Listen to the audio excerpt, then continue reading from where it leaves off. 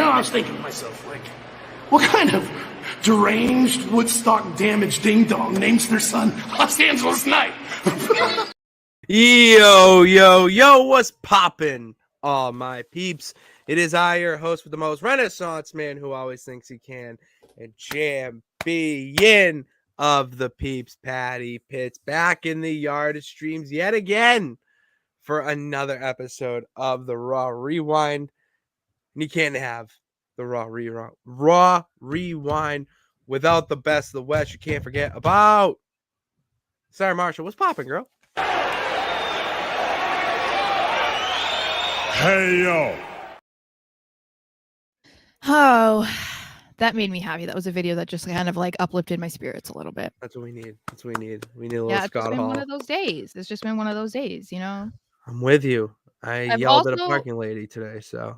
I've also noticed I've been binging a show recently and a character just died. And ever since I watched it like 2 nights ago, I've been just like in a bad mood. Was it one of your favorite characters? No, it's funny. Okay, so it was from Law and Order Organized Crime, and I'm catching up on it. Like, I watched the first season, and then after that, I tend to like love a show, and then I forget to watch it when it's in season, and then I'll just watch it afterwards. So I haven't watched season 2 or season 3, so I'm catching up.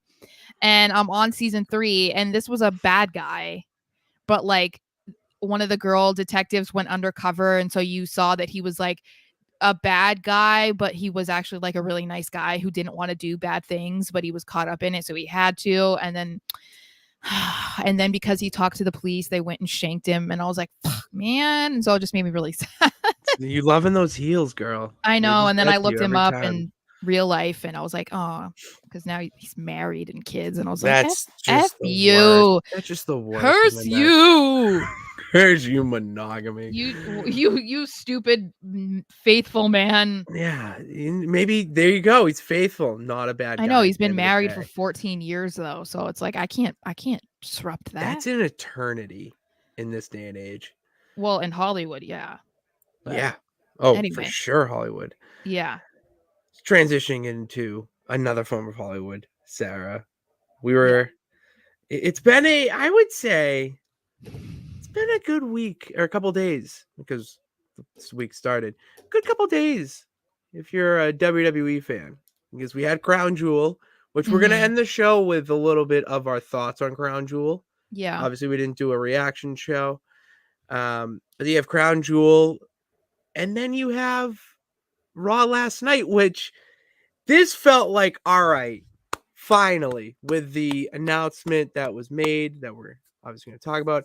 And it seems like we're finally ending this story of Judgment Day and, Sami Zayn and Jey Uso and whatnot. And we might be getting answers sometime soon. The problem I have with it is that I feel like Judgment Day is going to lose, and I think that's messed up. But anyway, we'll talk about that later. Okay. All right. Well, let's talk about what we're going to talk about today on the show, kicking off with a couple of participants in the main event. Yes. So Seth Rollins starts out the show. Of course he does. And then it's funny because, he's like, oh, he does his usual shtick, right? But then he goes into thanking Drew for having one hell of a fight, a hell of a match with him at Crown Jewel, and then being like, that's why I'm not 100%. I'm like, could you at least sell it a little? Is that something you're not into anymore? Because it's the same thing you did with Shinsuke Nakamura. And you just came out like waltzing around like you didn't just get your butt beat. You know what I mean? Like, I was just kind of like, all right. I didn't notice, like you say that, and I remember us talking about what Bully Ray said about it, and it didn't hit me. It didn't hit me like he's no-selling it, because when you watch years ago, they didn't no-sell it. They no-sold it by having like a bandage on their face or like something on their arm. Like, they move fine. They never moved differently to me, but they gave you some physical sign that they were injured or hurt from the fight. And you don't have that now, so you need that next element, and it is kind of dramatizing, the pain internally. Well, especially since Seth's back has been the premise of like all of his recent feuds. So it just feels like, okay, well, we could have like, could you come out with like a little hunch or a little like, oh, like, I don't know, like just something, but whatever.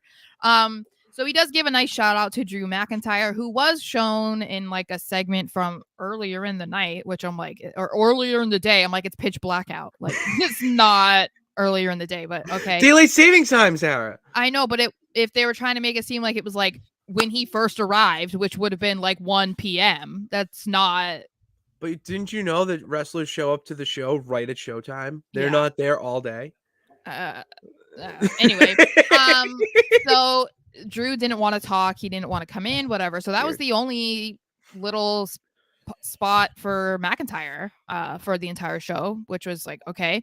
And then Seth goes into saying that he wants to thank Sami Zayn because, as we know, if you watched Crown Jewel, Damian Priest was coming down after the match when Seth won and was going to try and cash in and have a match with Seth, but a masked intruder who ended up being Sami Zayn came in, made sure that didn't happen, and then stole the briefcase. So Seth was like, I want to thank Sami, and I want him to come out here so I can thank him face to face. So Sami comes out, and Seth's like, oh my God, thank you so much. Oh my God, you're my bestie. And Sami's like, I wasn't really trying to do it to help you, actually. I was doing it because I want to stop the Bloodline 2.0 from running Raw. And I was like, the Bloodline 2.0?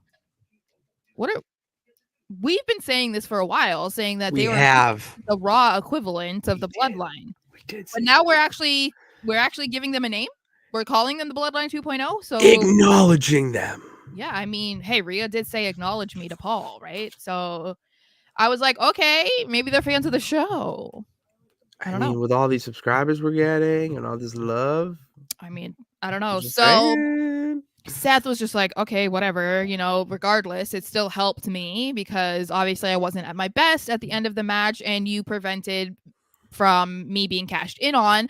So to thank you, I am offering a World Heavyweight Championship match for you. You just have to say when. And Sami is just like, you know what? No, like, you're not 100%. I don't really want to fight you. And Seth gets all irritated, which I'm like, you literally started your promo tonight saying you weren't 100%. And Sami is just saying it. And then you're like, like, he's just like so pissed off about it. Yeah, well, I'm trying not to curse. We got ads. You did almost. I like that. We have ads now. We got to be a little friendlier.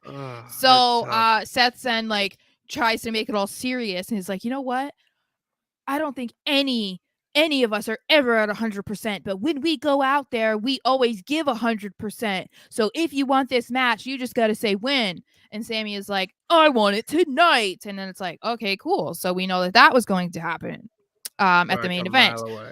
So then I ask this, do you think this was meant to put Sami back in the main event picture? Because we kind of got that brief blip of him in the main event scene when he challenged Roman at Elimination Chamber. But since then, it went down because he became so focused on the tag team titles with Kevin Owens. They became tag team champions for a while. And now since they lost the titles and Kevin went to SmackDown, Sami's kind of like trying to get himself back in the singles picture. So do you think it was more of that, or do you think it was more so of this was the easiest way for them to set up the Survivor Series match? It worked out in their favor to set up the Survivor Series match. If I had to pick one of the two, I'll pick the latter. Mm-hmm. I mean, it wasn't meant to put him in the main event picture. It was more about reintroducing him to the audience. Like, hey, remember when Sami fought Roman for the title in the main event in his home country? Mm-hmm. Yes, that happened. And it kind of legitimately feels like an eternity ago at this point with everything that's happened.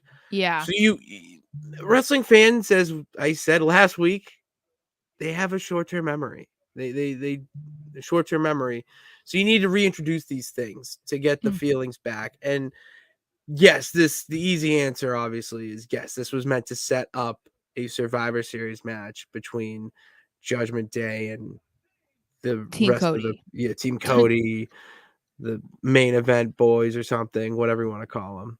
Yes, boys. I feel like, yeah, I think that seems like that was more the focus, but I feel like in a way they wanted it to be both. And I think part of it is because not because people don't think of Sammy as a main event guy, because I mean, when you think of main event guys, I'm not, it's like Roman Reigns, Cody, Seth, John Cena, whatever. So I get like, the first name that comes to your mind, or maybe even the 10th name that comes to your mind, is probably not going to be Sami Zayn.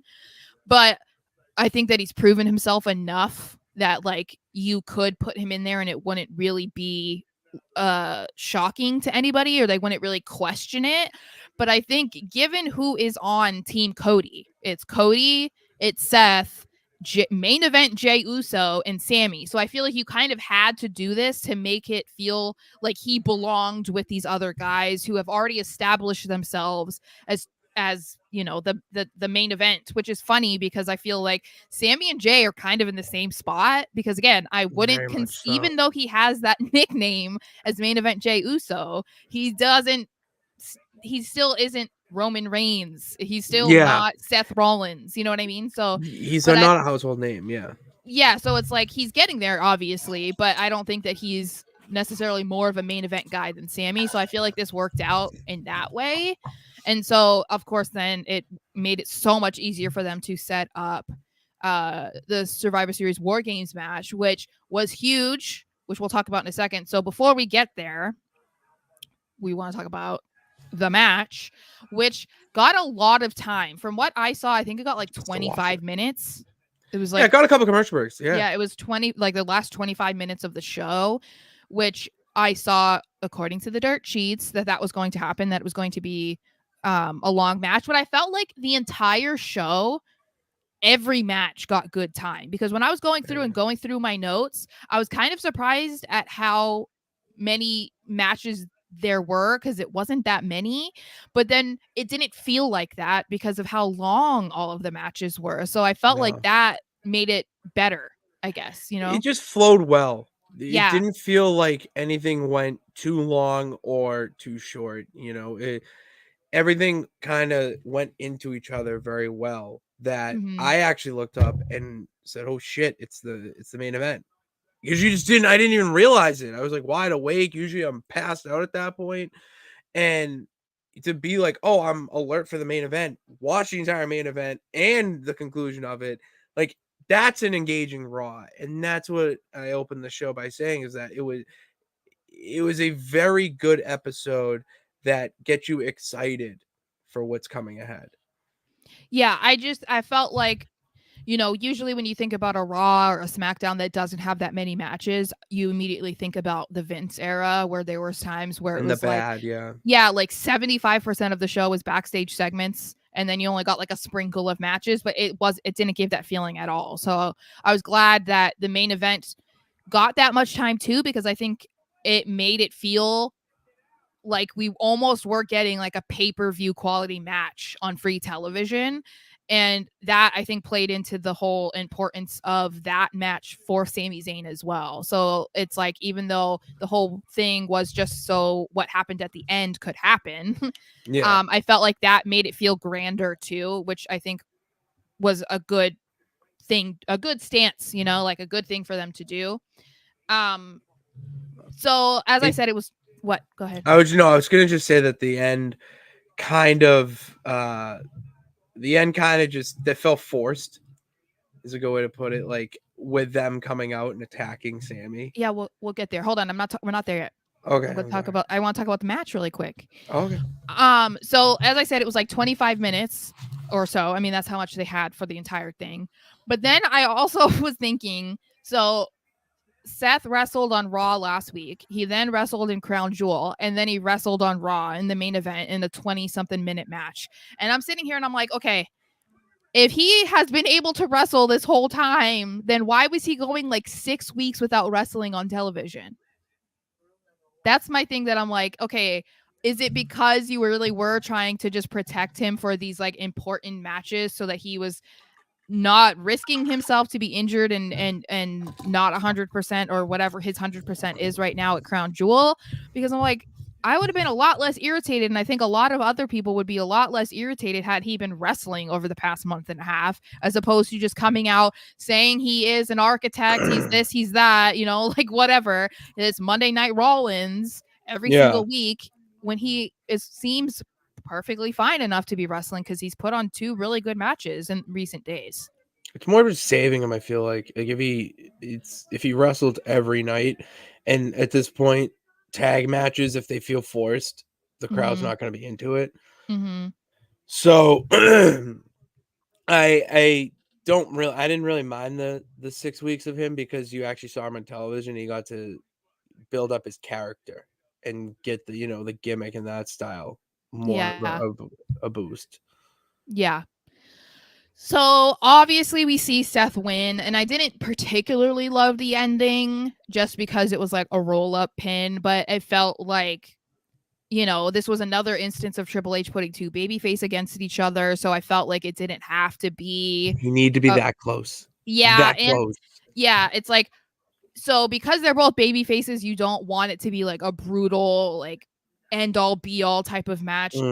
Given the fact that they were going to be on the same Survivor Series team, you didn't want anything really dirty or cheating or something to happen. Agreed. And then also it leaves the door open for Sammy to maybe get a rematch or to keep him in the title picture to be like, oh wait, no, he wasn't like put away by Seth Rollins. You know what I mean? Where it would have felt more final. I guess. No, yeah, the curb stomp didn't end him. Yeah. So after that, we see they kind of like they shake hands, hug, whatever. And as Sammy is leaving, the Judgment Day come out and they start attacking him. And my oh my, I don't know if you saw this. I think it was quoted by Damien where they were like the hair flip. Oh my god, yeah. Then I noticed it last night, but I was like, I understood because it's like, other than the fact that he has long hair, those braids get heavy. So he was like, oh, let me just move I was like, okay.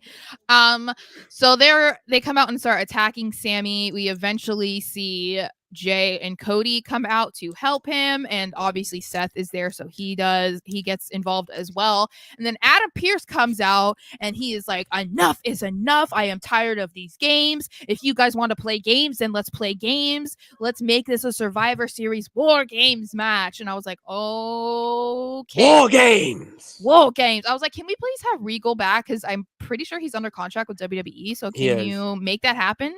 Well, who do you think's gonna introduce us to the show? I know he has to. If he does not MC and intro us into Survivor Series War Games, I know. You're missing it. You're missing it. So as of right now, we have Cody, Sammy, Jay, and Seth versus Damian, Finn, JD, and Dom. And this is gonna be such a tough one for me, but I really want Judgment Day to win because I feel like they need this win more than those other guys need the win. But do we see a fifth member get added?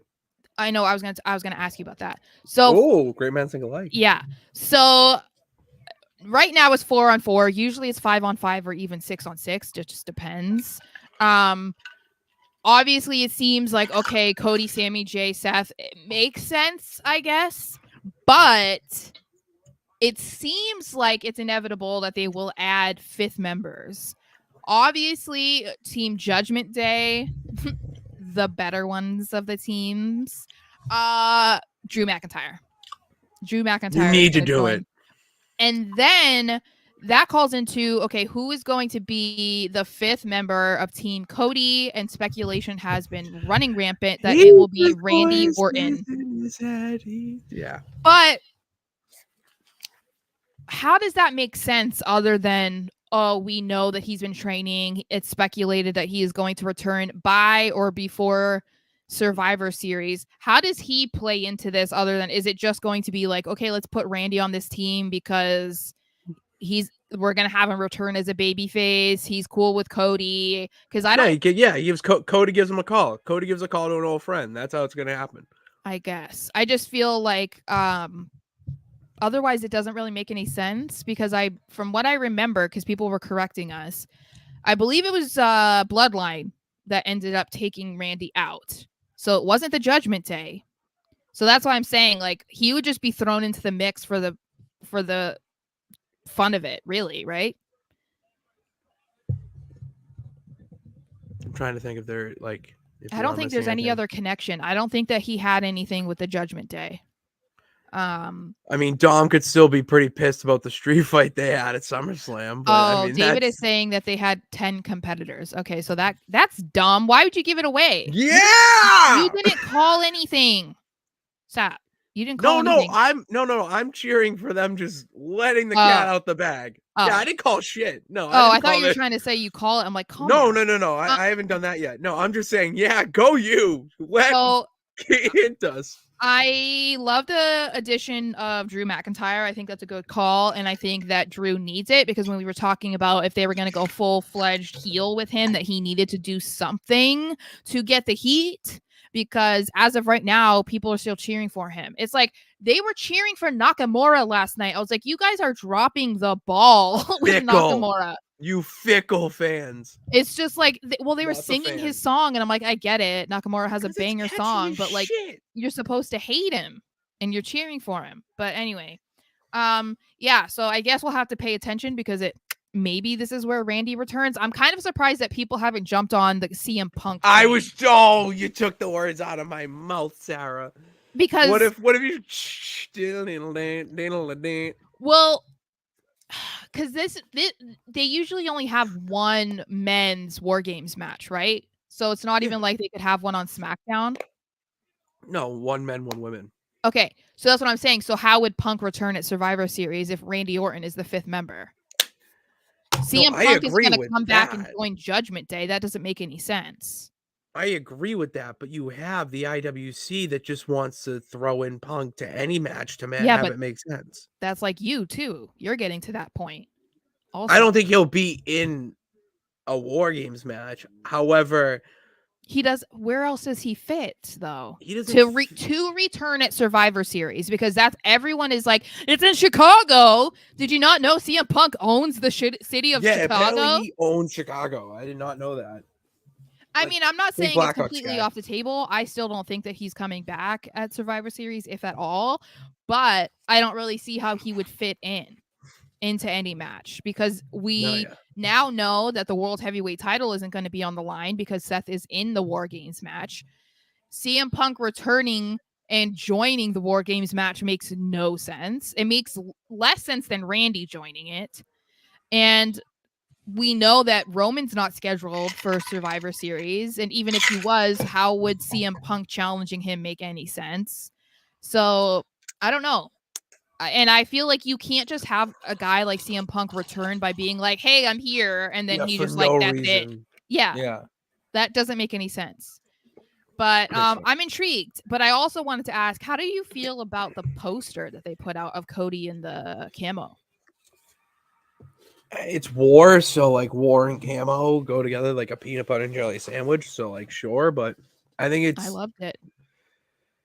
I was all right with it. I didn't love it. I'm a big fan of like the abstract posters. Like I want it. Like, give me the cage, give me the setup, give me like. But I don't know. Think about this. Do you not understand the importance of him being in a War Games match? His dad created it. Okay. He's like, that's the coolest thing ever. Exactly. So that's what makes the poster even cooler. And then there's guys that were in War Games matches that literally wore camo and stuff and wore the camo face paint. So I feel like it's just a callback to like however many years ago. So I feel like that, like, I think people are overlooking that part. I think there's a significance here, you know? Yeah, and that's I definitely really overlooked that. I think it's also cool and in that way that this is something that you never thought was going to happen for Cody, like him being at NXT. I mean, even when he first returned to WWE, he was saying like, I'll never be like in that building. Like, I'm not going to NXT. It's just filled with dusty. Like, I can't handle it. So with him being on NXT, that was huge. And I feel like that's why I said I felt like a part of it was because it was a head to head with his old company. That was probably some of it, but I don't know. These types of things are cool, and I'm glad that we're going to be able to see him participate in one of these when his dad was like the originator of it. I feel like that makes it even cooler. Oh, you know? Really cool, really special. All right, then we get to the Fatal 4-Way to become the #1 contender for the Intercontinental Championship to face Gunther at Survivor Series, which will be his first PLE appearance in 3 months. Which is crazy. Now, I have a question for you. Okay. Are you getting ahead of me? Or are you just asking a question? No. This has nothing to do with the competitors. It's about Okay. Gunther and defending it at Survivor Series. Mm-hmm. Do you think that they're treating Gunther like the quote unquote world heavyweight champion to Roman Reigns, where how they book him? So there's no world heavyweight title match at Survivor Series or Mm-hmm. Undisputed, whatever, but you're having an Intercontinental when Roman is on a pay-per-view. When have you seen Gunther? You know, unless it's, you know, bigger WrestleMania, Big Four, whatever. But in the other smaller ones, you know, I I'm seeing the way they are treating Gunther right now, and they're really priming and coding him to be the next not megastar, but, you know, big main event figure in the title picture for like a long time, with how they're protecting him and how they're treating him. And a simple thing like having him defend at Survivor Series is kind of my point to that. Well, I told you. How long have I been telling you that he's my world heavyweight champion? My intercontinental heavyweight champion of the world? This has been a bit. You have been saying this for a bit. And it seems like that's what they're doing, which I can be fine with that because I've been frustrated that he's basically not really been on Raw for a few weeks. I mean, he's been doing, you know, live events and stuff like that, so that's fine. But I'm glad that we're gonna have him be kind of like the featured title match. Since Seth is going to be in the War Games match, and we assume Roman's not going to be there. He's going to be on vacation again because, you know, God forbid you stayed there for months at a time now. But yeah, I think that's kind of what it seems like now, which I think is fair, especially if they're going to continue on this route with Seth where he isn't going to be defending the title as much as maybe people want him to or expected him to, especially because he was like, I'm the fighting champion, I want to be different than Roman. And then it's like, okay, then you just like went 6 weeks without even wrestling a match. But I think having Gunther have title defenses constantly kind of helps make up for that. I guess it makes you feel like at least there's one champion that is doing something on the show. Yeah, exactly. So I'm fine with that.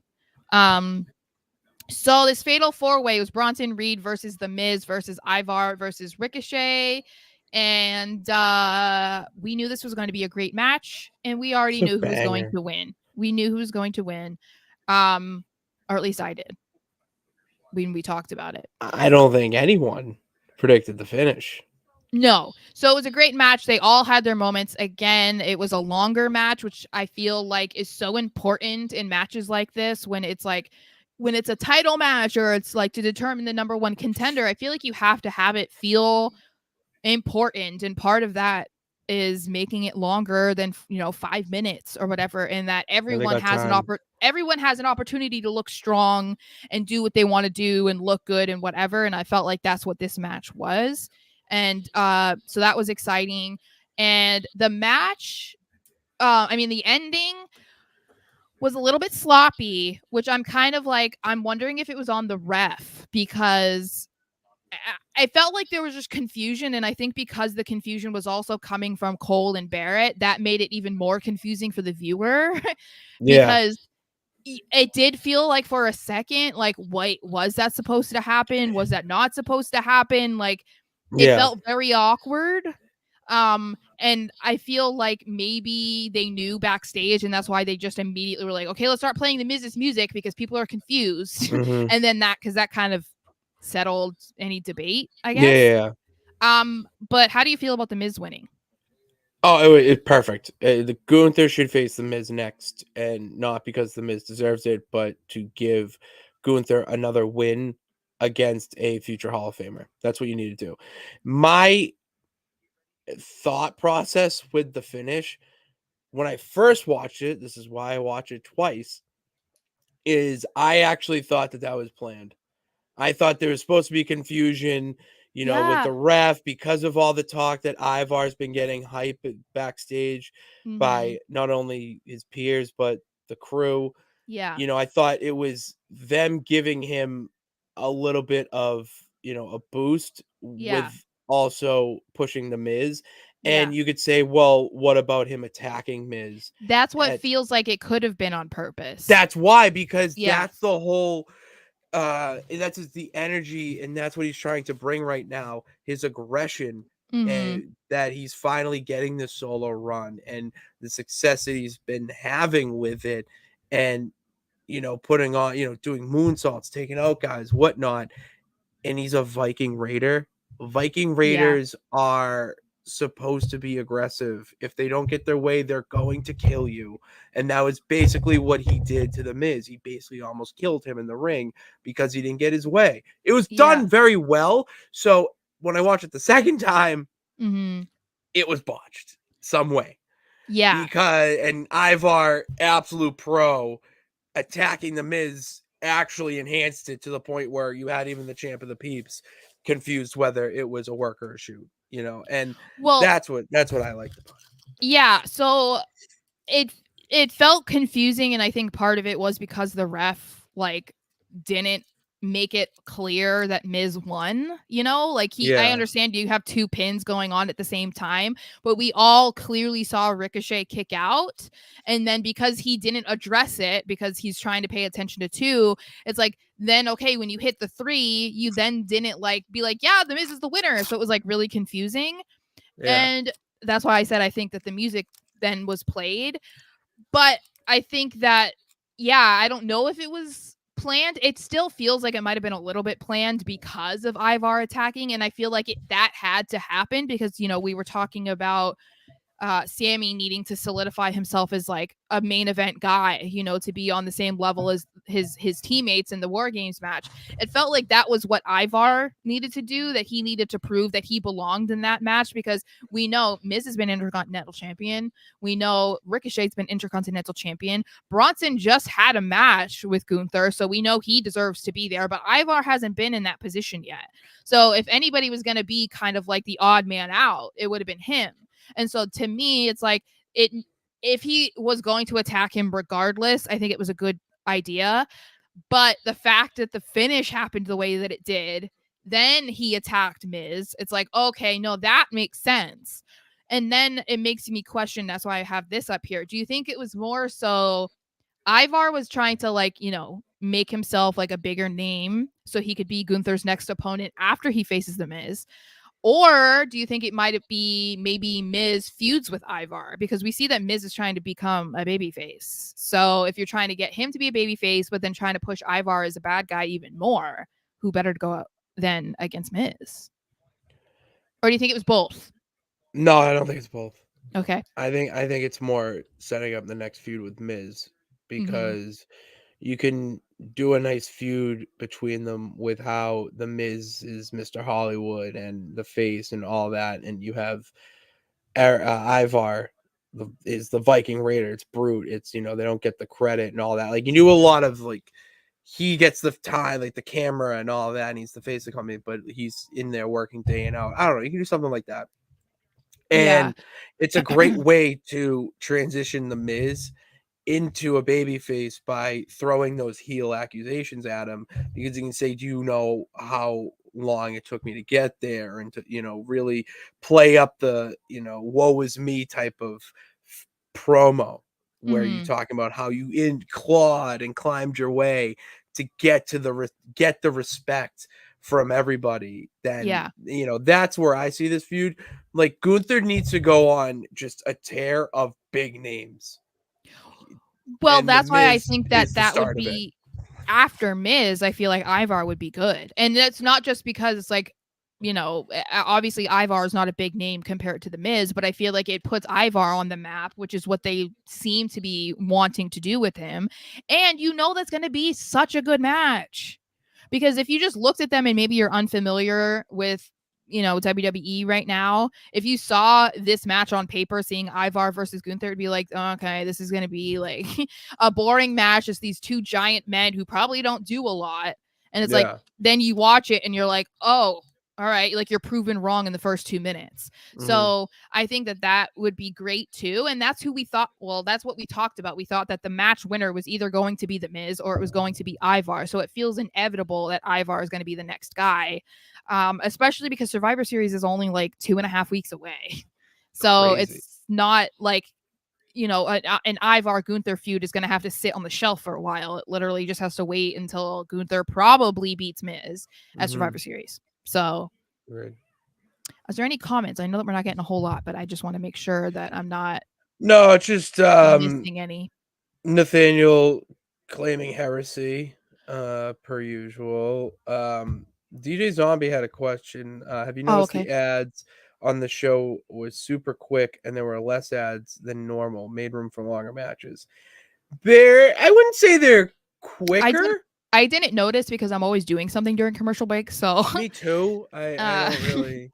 And because I have to watch the beginning, like while I'm also playing with my nephew, so you got you got a head in a swivel. Yeah. You got your head in a swivel there. But I do agree that the matches were longer. So if it is because of ads or something, then I wouldn't be surprised. That could have impacted it. I don't know. Micah, Ivar is doing good in a singles run. He's doing great. Yeah. They also, really I was just saying, I was talking to somebody about Eric and they hadn't given an update. And then they gave an update last night and they said he tore his rotator cuff. I think it might be a cover, but at least we know that like they gave some sort of update to say, okay, he's not going to be back for a long time because obviously rotator cuff surgery isn't like you get better in 6 months. It takes a long time. But I'm glad that at least if that's not even a real update, that at least we got an update and he seems to be like on the mend, because then also Valhalla is back and she had been gone because if you guys don't know, Valhalla is married to Eric. So she had been gone for a while. And so it seemed concerning because Cole said that he was sick or something. Yeah, and that was just not true. That was just that he's not that he's sick. It's a cover. I think he was sick. I don't think he had surgery. That's what I'm saying. Do you not see the picture he posted? No. Oh, he posted. Oh, he posted a picture of him recovering from surgery and everything. Yeah, it's like a spine. Oh, okay. So that's not the. Oh, okay. Well, maybe he was sick before. I don't know, but maybe, who knows? Eric will be back at the Rumble like Cena did in 3 months. Yeah, right, Micah. That would be. He is not Super Cena. Okay, don't talk about Super Viking. Don't talk about my man like that. Okay. All right. What's next on tap? Okay, then we have DIY versus the Creed brothers. Oh my gosh. Okay, so they show that backstage segment and oh my gosh, the Creed brothers making me feel cringy. I was just like it's just like it was cringy. It was just too like, oh my god, I'm so excited to be here. Oh my god, it was just too much. But you know how I am. I don't like that. Oh, you It's just like cringy to me. Like anyway, so when they announced this match, I was so excited because the Creed brothers put on one heck of a match last week against the Alpha Academy.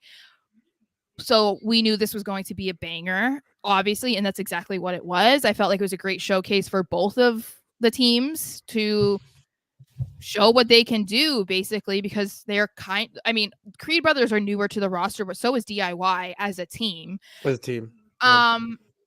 But I had a couple reactions to it. We know the Creed brothers got a win, but we'll talk about how they did that in a second. One, I think the crowd completely dead during this match, and I don't understand how. They made it feel like this match was so boring. Like it was such a contrast from the crowd last week with the Creed brothers and Alpha Academy to this week. It was like polar opposite reactions because those people were making it feel like that was a main event match last week. This felt like, yeah, everyone got up and went to the bathroom, but it was like, that's not how you should be reacting to this match. And especially in a Philly crowd too. That's a good crowd. Oh, it was in Philly? Usually. I didn't know. Yeah, the Mohegan Sun Arena in Philly, I'm pretty sure. And Philly's known for having good crowds. To me, this more feels like they just didn't know how to react. I think I'd be the same. I mean, I think part of it is because the Creed brothers are new, and we know, and we've said it a million times, there's not a lot of crossover between the NXT loyal crowd and those that watch Raw and SmackDown religiously. They don't really intertwine. There's more people I think that watch NXT and watch the main roster shows as opposed to only watching the main roster shows and not watching NXT.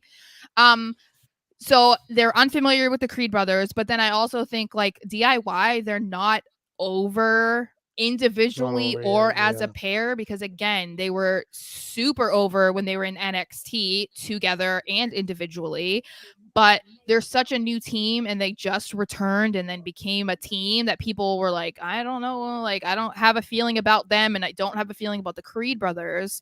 So I felt like that's why, but it was just weird because it was a great match.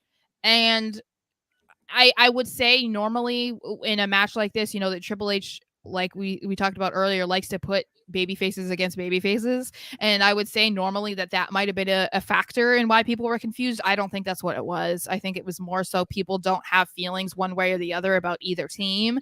And it just makes it not fun as a viewer at home to watch when the crowd is just like not responding to virtually anything.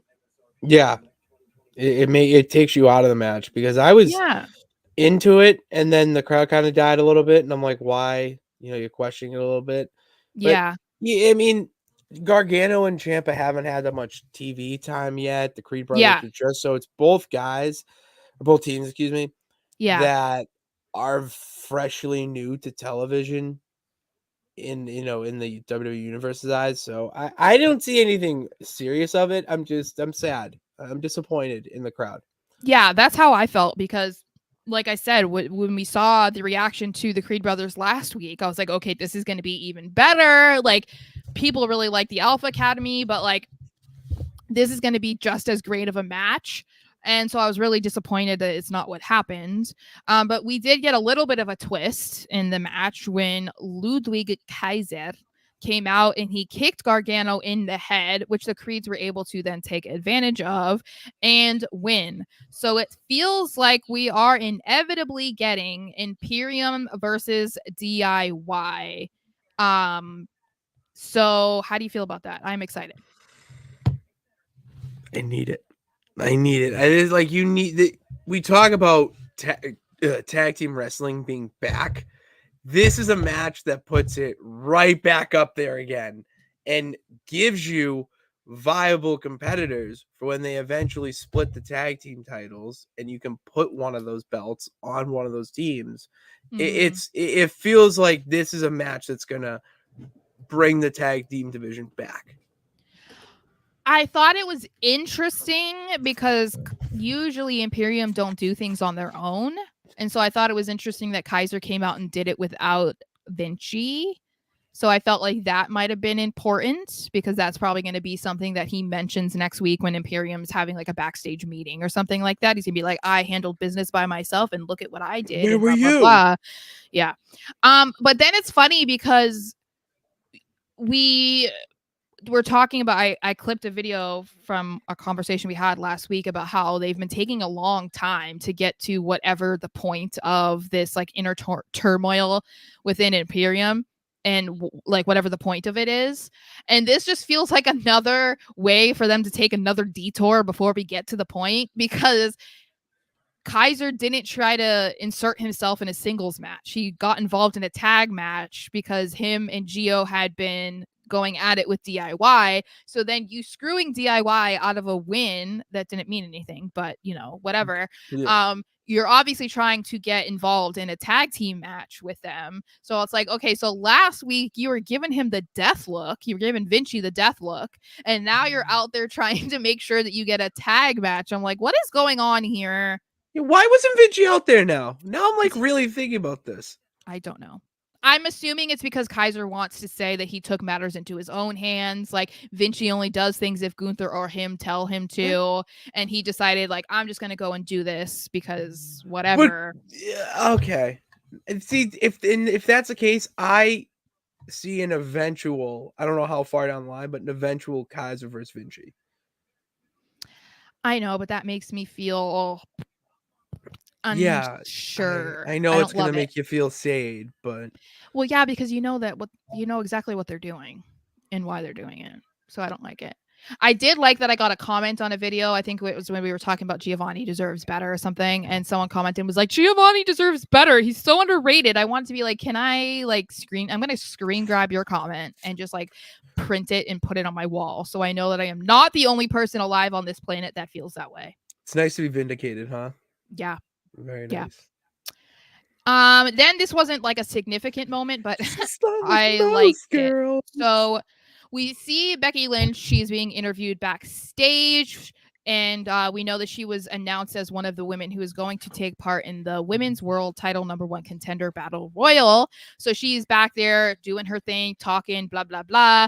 But she is then interrupted rudely by Nia Jax, who just can't stop interrupting people when they're being interviewed, which is just like, and she's one of those people that like interrupts you acting like she has something to say, and then she says nothing. And it's like, why are you here? Because she's just like, and it's like, why are you here? Like, why couldn't you have waited until I was done having a conversation? You're literally adding nothing to it because you add no value. Yeah. Well, because she literally is just like, I can't wait to throw you over the top rope tonight. It'll be my next happiest moment after that time I broke your nose. Ha ha ha ha. And I'm like, she had nothing else to say. And then was like, shit, I need to come up with something on the spot, and like went full with it. It did not seem like that was the initial comment she wanted to make. But that, because ironically, even though that's one of Becky's like most infamous moments, I guess, throughout her career, and I say one of them because it is just one of them, it's really the only moment that Nia is known for outside of my hole. Like, that's the only thing that she's like really known for. I totally forgot. So, like, you know, I remember the my hole. Yeah. So, like, but the funny part about it is she's not known for that in a good way. It was like, no, honey, it was exactly what people say about you, that you injure people. You broke this woman's nose and you gave her the awakening of the man. Like, why are you mentioning that like it was something that was good for you? Because as Becky says, it's funny that you mentioned that because I went on to main event WrestleMania and you went on to get fired. And I'm like, yeah, girl, you really think she wasn't going to say that to you? I love how we're in an era where you can drop that and it's not like heat or you'll be fined or whatever for it. Like, that's just good storytelling and good character work. I love it. Well, and that's something that we've kind of talked about before, is that when they're able to bring in like real life aspects, it just makes everything seem a little bit better. Because before the rise of the internet, there was a thing called kayfabe, and people were not breaking character no matter where you saw them. And it was because they had the ability to do so, because people didn't see them that often because they didn't know where they were or what airline they were flying in or what time they were going to be there. Like, the glory days. Yeah. So it's like if you ran into somebody out, it was a coincidence. Like, you didn't know, but now you can track flights. You know exactly where they're going to be. You know the hot spots. You know where they live. Like, you know, all of these things. So creepy once you say it out loud. I know. And then there's social media, obviously. So there's ways that you can communicate with them. So it makes it a lot more difficult for them to go into these situations on TV and make it feel not acted. And so I think that it's good when one of the biggest talking points about Nia's return is that she's not good on the mic, that she was fired, that she injures girls, blah, blah, blah. And so the fact that Becky was able to use that to throw back at her, I applaud Nia for that, because she very easily could have had an issue with them being like, yeah, we're going to have Becky like throw that back at you. She could have been like, no, I'm not down with it. You know what I mean? I'm not saying it would hit. She doesn't have pull the way like Becky does. Yeah, but, exactly. I still like applaud her for like being able to handle it. You know, because it's one thing being told that online by a bunch of people who don't have profile pictures of themselves and have like 3 followers, whatever. But when it's someone like Becky Lynch saying it to you on national television, it hits a little bit. It's a little bit. Yeah, so that's why I think, you know, kudos to Nia for like being okay with it, I guess, because that I'm only mentioning it because I thought that it was like a great moment. Like, it didn't really mean anything, but you know. Seth Rollins broke Cena's nose. You still like Rollins? There we go. Yeah, he fucked up his nose. His nose was on the opposite side of his face. Yeah, I remember that. But I don't have to like Nia Jax. I didn't like Nia Jax before, and I still don't. So I don't think it has anything Seth to did do. bring up breaking Cena's nose last year when he was here. Like, if Nia passed on, bring it up. To me, No, that I'm crediting her. Yeah, we're crediting her. My only issue with it is that it felt like she had nothing else to say or was not supposed to come up with that, and then just went like it felt forced. Like it didn't feel like she was like, "Well, I broke your nose last year," and like it was part of it, or even a reason for walking over, as you mentioned. Like she was kind of waltzed over there. Yeah, I Which think that like it just felt very forced. That's all I'm saying I about think it. part of it though is they also want to try and get Nia more hated, because I think right now people don't really have much of a feeling about her other than, you know, they didn't like her coming back in general, but it has nothing to do with like what she's done since she returned. So her bringing up something like that kind of gets people to not like her because people love Becky. I feel like that was the only reason for it. Yeah. And they're just trying to go for, you know, what feels like the low-hanging fruit to get her hated. It's the same reason why Seth did it to Cena, because people love Cena. So talking about how you punched his nose to the opposite side of his face, I mean, and Seth doing it was crazy too, because he was like, that because of the Sting situation too, and then Finn. There was an era where Seth looked like he was hurting not people. the most. Yeah, he was hurting people left and right. Yeah, I just but love this comment. I'm It just was kind of like, confused. What is Micah's point though? no, Like, it's just I'm I found it confused. funny because we're talking about how we're not a fan of Nia Jax, but Rollins is breaking people's nose and back, and we're like, we still like Rollins. It's like, I nope, know those are apples, oranges, toothpaste, and orange juice. Completely different. I don't like Nia Jax because I don't like her. Is it because she's not like most girls, Sarah? No, I just never cared about her because she never really had a character, and she's not great in the ring. It's not even just that she hurts people. It's just I've never been drawn to her for any reason. Like, no one has. I just don't care. I mean, I feel like I'm entitled to not like her though. Like Vanilla Ice Cream, Mr. Anderson, mid, very But mid. I'm not doing that because of her injuring people. Part of it is because she doesn't even take any accountability for it and acts like she's never hurt anyone. Those words have literally come out of her mouth that she's never hurt anybody. But that's not the reason why I don't like her. That's just one reason on top of other reasons. The main one is that I just didn't care about her. I wasn't a fan. I mean, I don't. And like, since she's been back, she hasn't proven to have gotten any better. So that's another reason. I just don't care. Pitts, do you have a crush on Nia Jax? The absolute biggest crush on Nia Jax. He just likes her song. Because she's not like most girls. Well, her old song, anyway. It's just what they get. So anyway, so we get into the women's world title #1 contender battle royal, which had basically every woman on the Raw roster. But before we get there, Becky is making her way to the ring, and Xia Li comes out and takes her out of the match, making sure that Becky cannot compete. But at the same time, security comes out, Adam Pearce comes out and is like, hell no, girl. You are not getting in the ring after what you just did. You cannot compete in this match either. So he sends her to the back and basically eliminates her. So before we even get into what happened in the Battle Royal, I want to ask your opinion on what you thought about this angle for Xia, because we saw last week she took out Candice LeRae and it was kind of an awkward ending.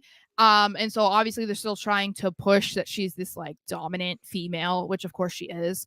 But so it feels like, okay, that makes sense. You know, she's been having this beef with Becky over the last couple of weeks, so it makes sense that she would want to make sure that Becky doesn't get a chance to become the #1 contender. But at the same time, does it make her look kind of silly because then she eliminated herself from the match? No, I don't think silly. I think it's Adam Pearce looking stronger. because he was like, enough. Like he sent her out, and then that obviously built up his emotions to then eventually announce War Games. So to me, it didn't make her feel silly or weak. It made her felt strong because she went after Becky Lynch, and Becky didn't get back up and go into the Battle Royal. She went into the back, which I love that on Becky too, because it shows that, yeah, she was advertising the match and she was going to be there, but she wasn't, and it's someone else's time to fight for the title. And she can now be in a feud with someone that it has nothing to do with the title. It's more of a grudge type of thing. Yeah, I think this was almost like their setup for Xia versus Becky. So Absolutely. I'm fine with it, because as much as people want to see Becky versus Rhea and they want to see it right now, we know we're going to get it eventually. So I think that we need to just be patient. It doesn't need to happen at Survivor Series. So if we're going to get Becky versus Xia in the meantime, then I think that's good. It's almost like the kickoff show. Yeah, I know it was a comment to a comment, but still, I can see that being on the kickoff show, being Xia Li and Becky Lynch. I don't know. I don't know that they would put Becky on the kickoff show, but I don't know. I guess we'll see. They put Sami Zayn. Doesn't necessarily mean it's going to happen at Survivor Series, though. It could just be a match on Raw, you know? So anyway, this was also a decent length match, and I felt like there was a purpose to some of it. And I would say the main focus, was Ivy Nile, who this was like her debut match on Raw, and she had quite a few eliminations. And I felt like it definitely spoke to how they feel about her being on the main roster and about her potential on Raw. So I was happy for her, because she, I feel like is going to be someone that's going to be kind of overlooked because she's small, but she's strong. I mean, she almost picked up Nia Jax. I know, right? You knew that was going to happen. The second that she was like, the second that she was like, no one's gonna be able to put me over the top rope. It's like, okay, Big Show. You know what I mean? Like, okay, like it's going to happen. So the fact that that's how it happened is like, of course it did. But yeah, I thought it was cool that they did that for Ivy, because this being her debut match on Raw, it could have been super forgettable, and she could have gotten very easily lost in the shuffle because there were so many girls in the match, but they were highlighting her by having her continuously eliminate girls. So I thought that was cool. Even Maxine Dupree had a good showing in the Battle Royal, getting one elimination, doing the old thank you, and then good old Nia Jax to just boing her right off the apron. Yeah. I loved it. Yeah. So I thought it was good. And then we do see that the final two comes down to Zoe and Shayna, which we kind of thought was going to be it. It should have been. And Zoe ends up winning. So I want to ask you, do you think she was the right choice? I think she was. I think that we needed to see this, especially after what we saw at Crown Jewel. Yeah. Out of the people in that match, it felt like the most sense was for Zoe to be the number one contender. And I love how they called back after the match interview. Yeah. Where she's like, that I hit you with the Z360, girl. And the way Rhea sold it too. Like it's unbelievable sell. But Zoe Stark, the way they're building her up is to be this, megastar out of NXT, to be a catalyst of the women's division on Raw. And for her to go up against Rhea, like that's going to be a very good physical match, which they don't have a lot of physical women in the division. And by physical, I mean like they're strikers. Like I feel like, I think that they're moving in that direction though, which I think is nice. It feels like they're moving more in the direction of having like legitimate, strong, and semi-intimidating women. Like they're not all going to be Rhea Ripley's, but we're out of the era of a bunch of Kelly Kellys. Nice. And you could, the example I want to give is Maxine Dupree. She's not a striker, no, but she's good in the ring because she's learning the rest. Like her styles can be the mat and the wrestling stuff. Well, and there needs to be a balance. Exactly. So and I like that if for a while it was just more like the mat, whatnot, just because size-wise, Zoe Stark isn't the biggest, but you could put her in a match with like Raquel Rodriguez, Rhea, and all that, and it's gonna be a hard-hitting, good wrestling match. Yeah, and I think it's a good opponent for Rhea to have one-on-one. Because of that factor. Because as we said at the beginning of her reign, basically after Charlotte, they kept handing her like the small girls that you knew she was just going to dominate. And so it's nice that, you know, the Fatal 5-Way was a good match anyway, because none of the women were one that you thought could be dominated and that Rhea was just going to automatically win. And I think this is another case of that, which is good, because if they're going to keep the title on Rhea for a longer period of time, then she needs to be able to solidify herself against girls like this. But then at the same time, this is the perfect opportunity for them to be pushing Zoe, because they haven't done a whole lot with her since the fallout with Trish, because Trish left.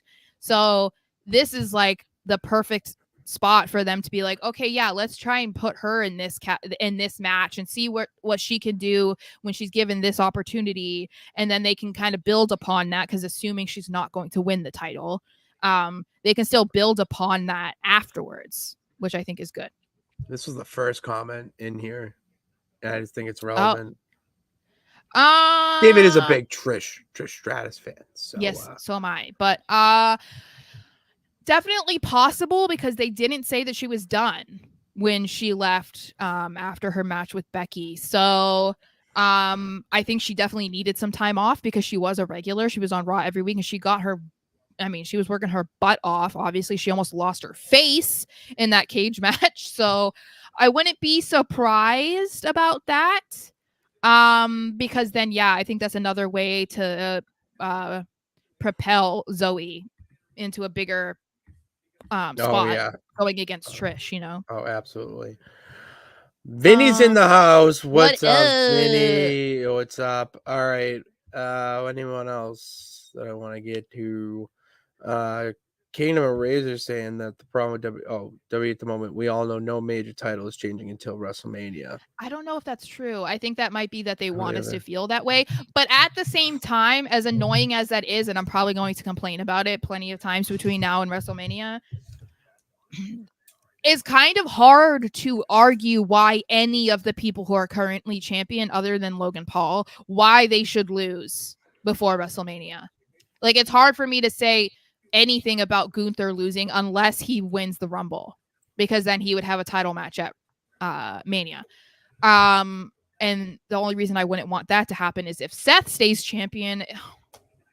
If Seth stays champion until WrestleMania and he faces Will Ospreay, I'm going to cry and pee my pants at the same time, and you're gonna have to deal with it.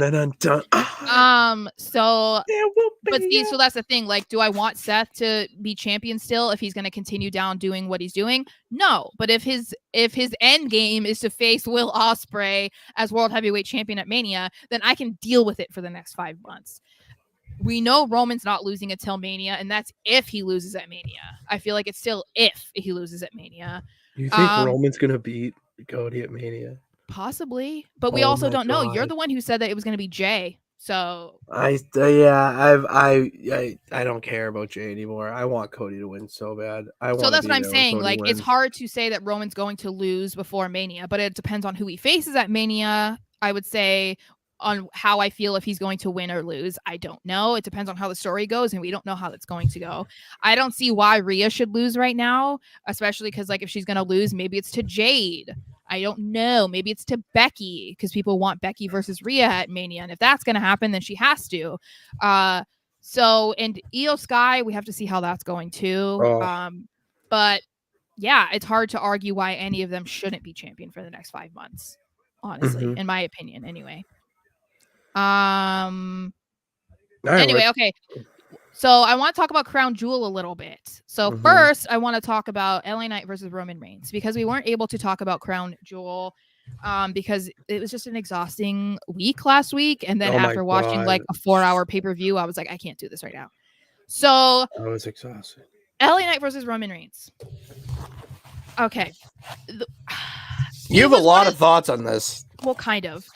But it's just because from the beginning, like, when they showed the recaps of it, it's almost like I'm not like emotionally attached to LA Knight, but I think that you can kind of like put yourself in his shoes of working so hard for so long to get to a point, and I'm not even there yet, you know, and like in my career or whatever, but like working so hard for so long to get to a certain point and to prove yourself to people, and for people to finally like acknowledge that you are as talented as you think you are, and like whatever. And so it kind of made me emotional for him because it was such a huge moment for him, and it was so cool to see the entire side of the arena all have signs. It was has to be incredible. It was an incredible photo. Like I just felt like it was crazy to think about. Like, not only was that cool, but imagine seeing that before the biggest match of your career.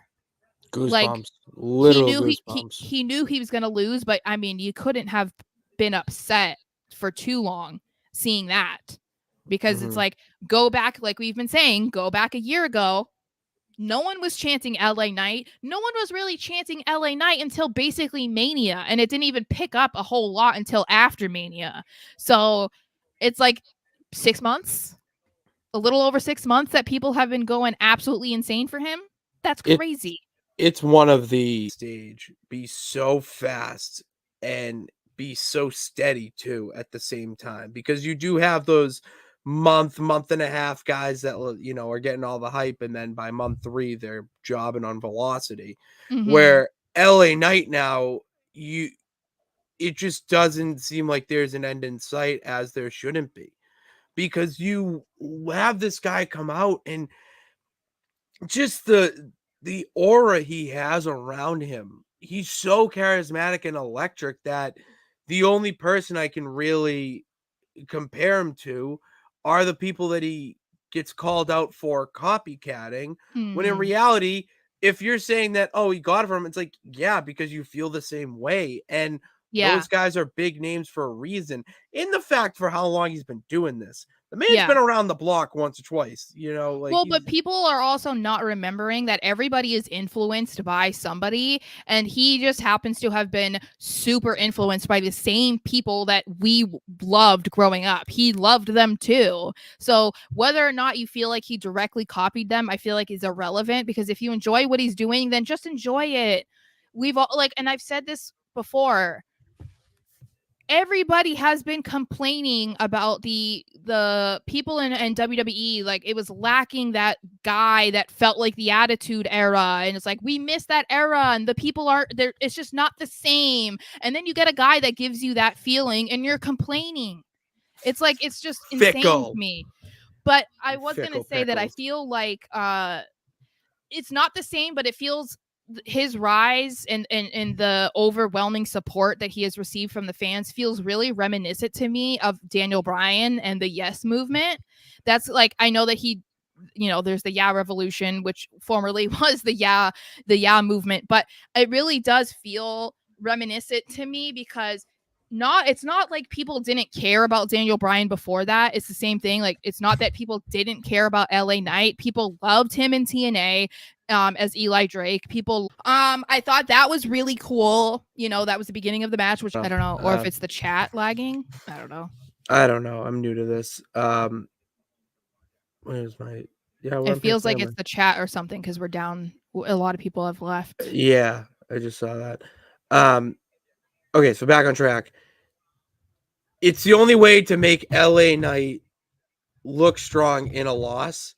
And it also builds up the fact that he's the ultra villain, that he needs his henchmen to do his work, because that's what a grand villain does at the end of the day in every story. So I'm not upset in that sense. Yes, I'm a little tired of the fact that constantly it's Roman using Solo, and there's no variety in there. Even if there is, interference by them, have some variety in the loss. So I'm kind of over at this point, and just I'm just waiting for the next chapter. That's literally all I'm waiting for, just the next chapter of the Bloodline. Yeah. So I also wanted to talk about Logan Paul winning the United States Championship, and I felt like there wasn't as much of a split reaction to it as I was thinking, and I didn't really go out of my way to look, but a lot of people felt like it was a good decision. Everyone's a fan of it. Everyone I've seen not is everybody. A fan of it. Stop. Well, everyone I've seen on my timeline, I'm saying. How much did you go out of your way to try and look at it, though? That's what I'm saying. On my timeline, it's all I've seen is just people happy about it. So which is people, wild. I was kind of surprised that it seemed like more people were happy about it than not happy about it. So I said that I would be more fine with it as long as Logan is a consistent fixture on SmackDown. If he's not, then I'm going to be really pissed off every single week that he's not there because I think that's ridiculous. The only way that I guess, again, if we're looking for a silver lining, is it looks like we're going to get a Santos heel turn because that moron decided to come out and try and make sure that Logan couldn't hit him with the brass knuckles, gets the brass knuckles, and then leaves them on the apron. Like, are you a dummy? Yeah, that wasn't, that's gonna, I have a feeling that that's going to be a backstage segment or in-ring promo little thing where they're talking about the loss with the LWO, or sorry, LWO, and you're going to have that awkward moment happen with Ray saying, why did you take it with you? Or, you know, the guy saying like, why did you come out? Like, there's going to be that moment that happens on SmackDown this week, and it's going to be a very awkward, tense moment. I am not even going to try to predict. I just want to be the fan in the back who's just, well, I just want to credit myself because I've been saying that Santos was going to turn. So if he does, good job. Thank you. I've been saying it for literally months. So, and I said that it needed to happen because Santos was boring. So, if that does happen, Santos, then credit dummy. to me. Yeah. Yeah. So, yes. So I think, you know, that's the only thing that I can take away from this match. And as I said, like, I wasn't 100% against Logan Paul winning. I just said I was against it if he wasn't going to be on consistently. Otherwise, it's a prop. That's what it feels like. It does feel like just a prop. You know what I miss are the announcers calling the, like, you know, members of a crew or a faction, whatever, like, or the side characters of a big star, the cronies, when they like, oh, it's one of his cronies.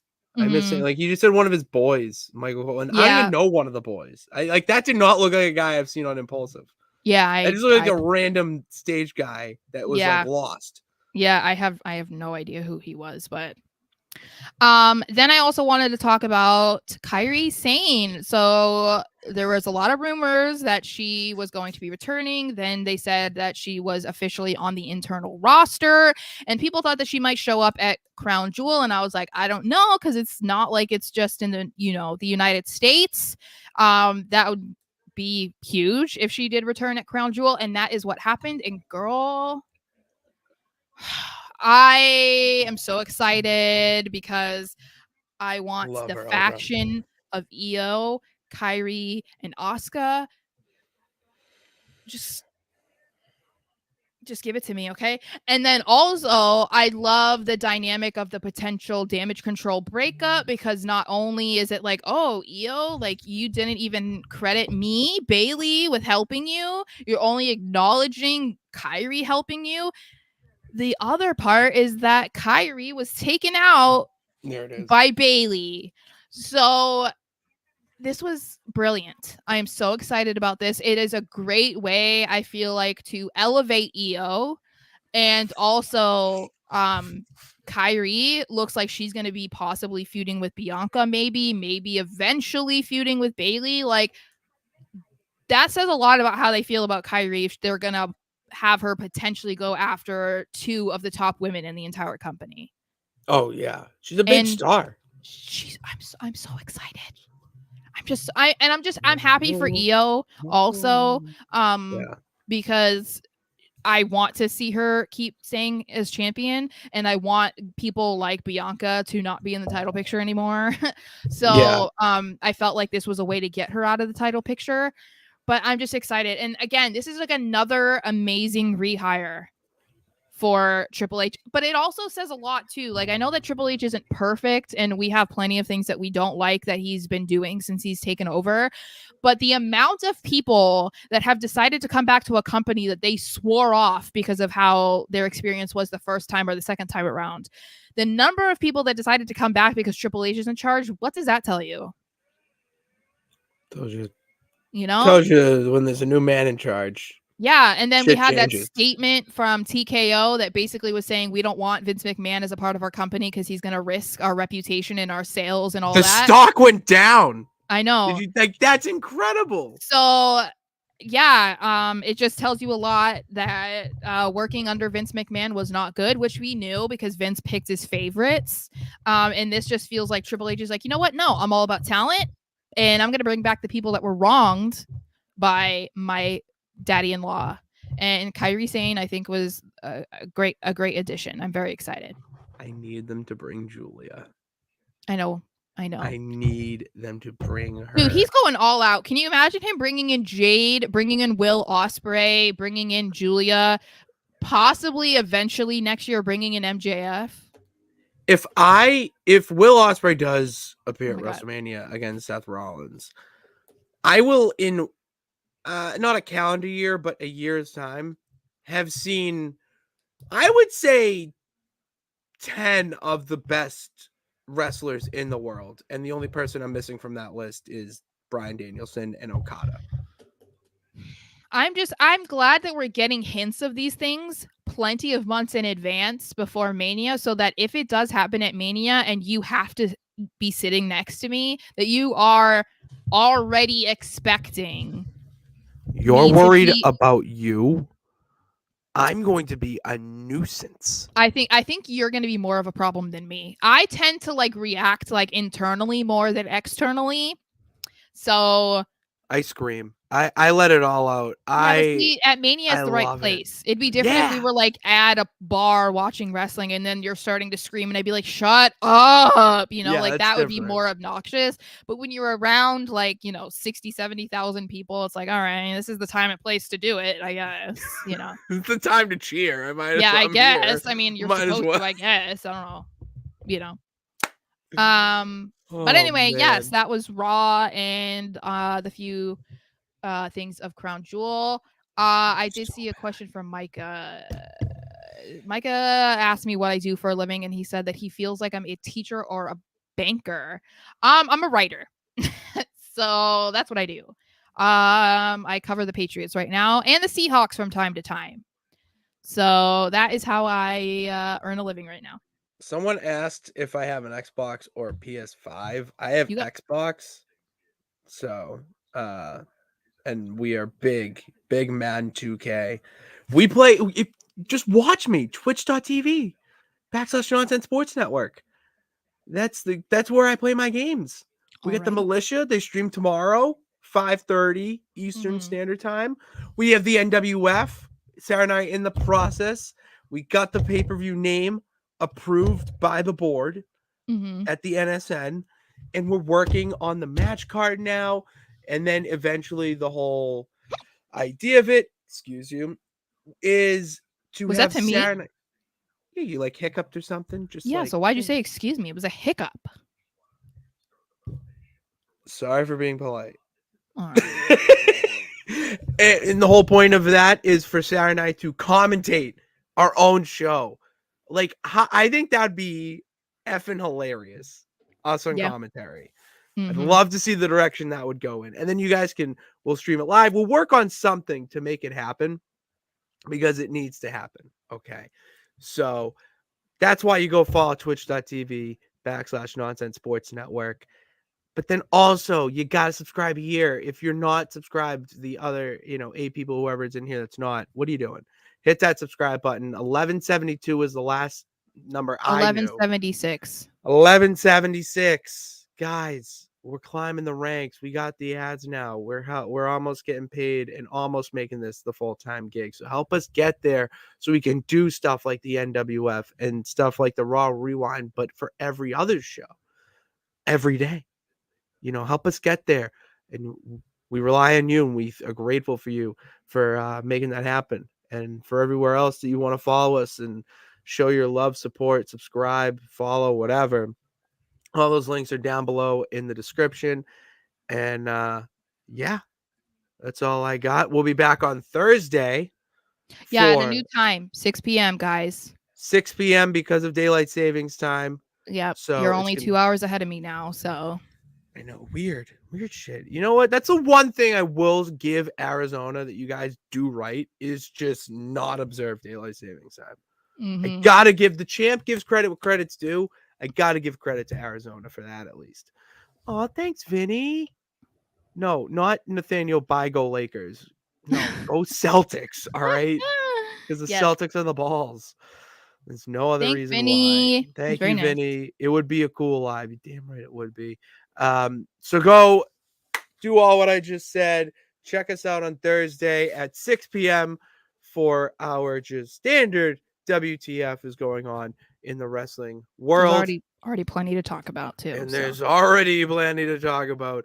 So we'll see you there on Thursday. Thank you for tuning in today. God bless. Remember that you can do it. All you got to do is try. We will see you on Thursday. Yeah. Yeah.